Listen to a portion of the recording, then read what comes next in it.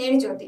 కృష్ణా జిల్లా తిరువురు బోస్బొమ్మ సెంటర్లో వివేకానంద దినోత్సవం సందర్భంగా వాకర్స్ క్లబ్ అసోసియేషన్ తరపున 3K వాక్ను ప్రారంభించిన మున్సిపల్ కమిషనర్ బోస్బొమ్మ సెంటర్ నుండి చీరాల సెంటర్ మరియు బైపాస్ రోడ్డు వినాయక టెంపుల్ వరకు జరుగుతుందని, ఈ కార్యక్రమంలో municipal commissioner Sharma, Kalyani nursing home doctor Ramakoteswararao మరియు వాకర్స్ అసోసియేషన్ సభ్యులు, యువత పాల్గొన్నారు.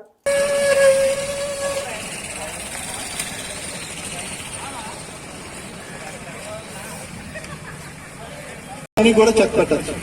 దయచేసి ఫిజికల్ యాక్టివిటీ లేకపోవటమే, మనం ఇంత ముందులాగా కష్టపడట్లేదు, అన్ని కూడా రిమోట్ అయిపోయినాయి. ప్రతిదీ కూడా చేసుకుని ఉన్నాడు.